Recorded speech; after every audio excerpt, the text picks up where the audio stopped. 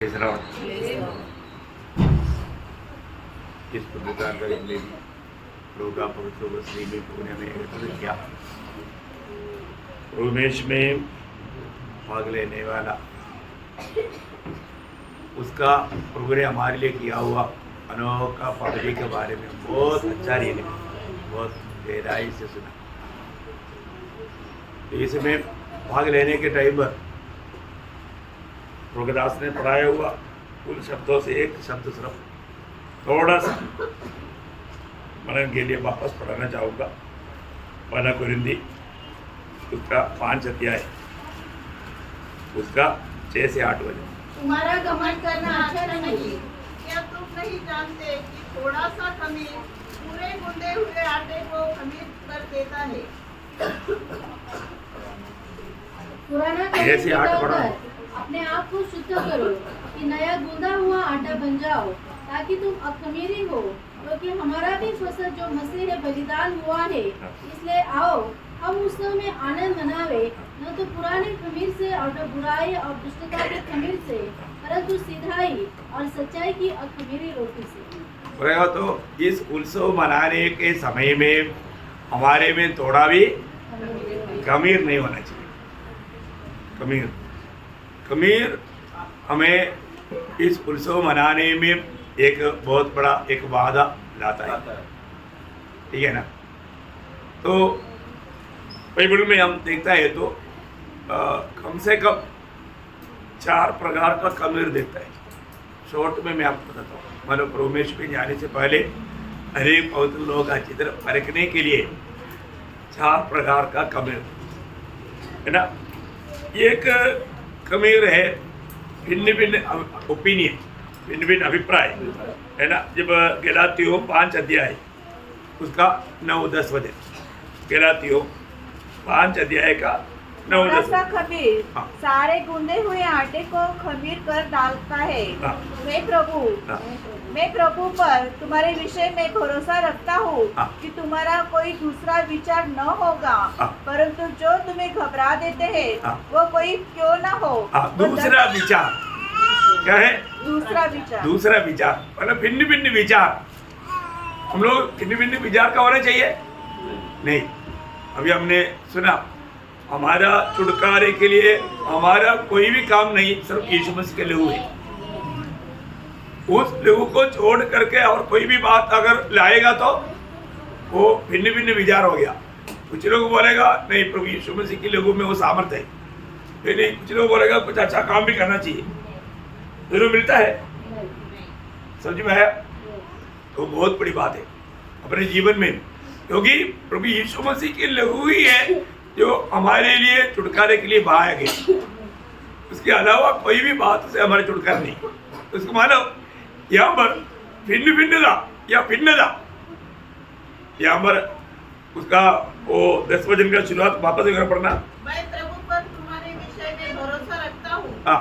कि तुम्हारा कोई दूसरा विचार न होगा। दूसरा विचार मानो दूसरा विचार नहीं होना। हर एक लोगों में वो दूसरा विचार क्या है? खमीर है। दूसरा विचार एक खमीर है। हम हर एक लोग एक ही विचार एक ही भावना का होना चाहिए, तो उसी में भी हम अयोग्य ठहरा जाता, हमारे में खमीर आ जाता है ना।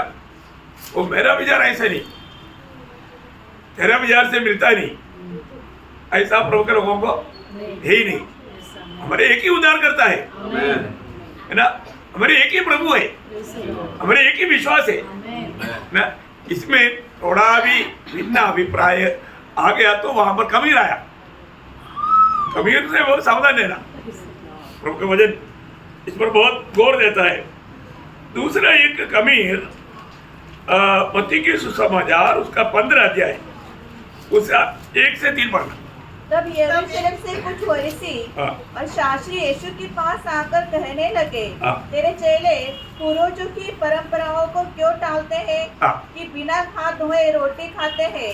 उसने उनको उत्तर दिया, तुम भी अपनी परंपराओं के कारण क्यों परमेश्वर की आज्ञा टालते हो। ये परंपरा क्या है? खमीर है। देखा पूर्वजों की परंपरा लेकर आएगा तो वहां पर कमीर आ गया, उसको वजन कमीर का रूप में बताया है ना। प्रभु ने हमें अपनी रूढ़ी परंपरा से बचाया। हमारा रूढ़ी परंपरा हमें कभी भी प्रभु का निकट आने के लायक नहीं था। हम लोग पहला पत्रोस में पढ़ता है ना, पहला पत्रोस पहला अध्याय का 18-19 वचन में, मतलब क्योंकि तुम जानते हो हाँ कि तुम्हारा निकम्मा चाल चलन हाँ जो बाप दादों से हाँ, जो बाप दादों से चला आने वाला उस रूढ़ी परंपरा का कोई भी बात हमें कभी भी प्रभु का निकट आने नहीं देगा, वो हमें दोषी ठहराएगा। इसका मतलब हमें परंपरा का कोई बात को भी लेकर के हम प्रभु की महिमा करने के लिए आएगा तो वो भी बात हमें धोखा देगा, वो एक खमीर का अनुभव हमें प्रदान करेगा। और तीसरा एक खमीर वही मत्ती उसका 16 अध्याय उसका 11-12 वचन। तुम क्यों नहीं समझते कि मैंने तुमसे रोटियों के विषय में नहीं कहा, परंतु यह कि तुम फरीसियों और सदूकियों के खमीर से सावधान रहना। तब उनकी समझ में आया कि उसने रोटी की खमीर से नहीं और फरीसियों और सदूकियों की शिक्षा से सावधान रहना। उनका उपदेश, शास्त्री और फरीसियों का उपदेश एक खमीर था। देखा कितना प्रकार का खमीर है प्रियो। हमको प्रभु यीशु मसीह के उपदेश, प्रेरितों के उपदेश में बना रहना कितना जरूरी बात है ना। आज आपको मालूम है इस उपदेश की खमीर के कारण कहीं यहाँ पर जाता है तो लोग मतलब तेल पानी लेकर आता, देखो उनको ऐसा उपदेश दिया गया, सच्चा उपदेश है और कितना भीड़ है ना, बहुत भीड़ है। प्रियो ये कितना बड़ा धोखा की बात है।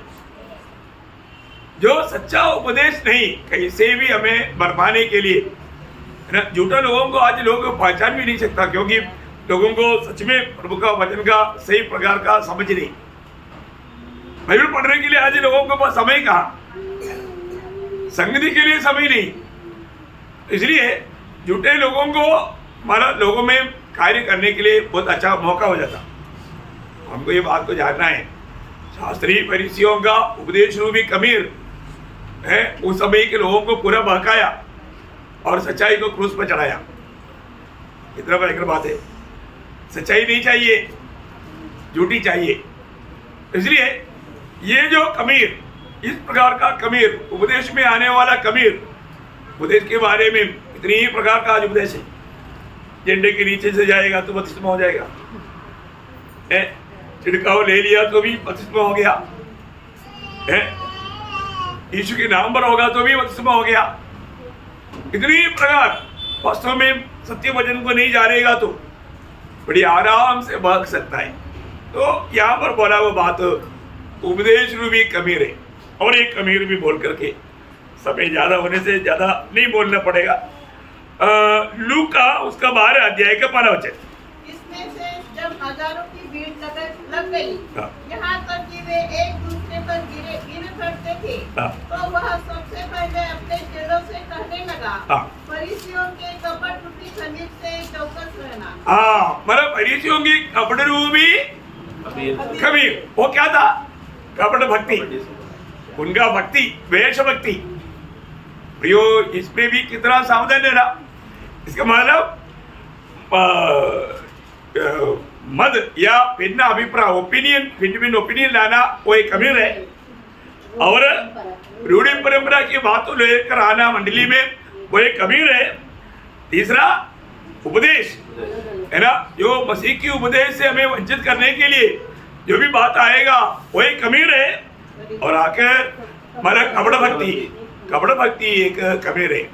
तो वचन कहता है ये सारे खमीर दूर करके पर्व मनाओ, तभी उसका एक सच्चा हमें आत्मिक जीवन या आत्मिक बल या आत्मिक सामर्थ्य ना। कई बार लोग कितना भी आराधना करते हैं, भजन सुनते हैं, भजन पढ़ते हैं, और तो आत्मिक जीवन में बढ़ते नहीं।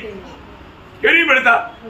कहीं ना कहीं खमीर है, कहीं ना कहीं हमारे जीवन में ड्रम भर रहा है, पानी डाल रहा है, 200 लीटर का मतलब ड्रम में 800 लीटर डाला फिर भी नहीं भरा, तो कारण क्या है? कमी है। कमी है। तो आज भी आत्मीय जीवन में हम क्यों नहीं आत्मा में बढ़ करके प्रभु का महिमा कर पाता? कहीं ना कहीं कमी है, कमी रहे प्रयोग। आज हम क्यों नहीं प्रभु को मसीह में मनो आनंद के साथ आकर के उसका जय जयकार कर पाता? क्योंकि कहीं कमी रहे। हरकना है प्रयोग। हमारे जीवन में हम लोग कितना प्रभु का बहुत दिल की एक बहुत बड़ा प्यास है, जैसे पिता हम एक है वैसे भी एक हो जाए। कमीर नहीं आना प्रियो, कमीर हमें जरूर में तुझ में आएगा, वो प्रभु का दिल को भयंकर दुख हो जाएगा। तो आज भी सच में हम लोग सब एक ही रोटी का भागीदार है ना? एक ही रोटी का भागीदार बोलेगा तो हम एक ही शरीर का अवयव है ना? वो एकता की उस दर्शन में आज भी प्रभु में शामिल होकर प्रभु का महिमा करने के लिए प्रभु सबको सहायता करे, प्रभु को महिमा मिले। आमीन।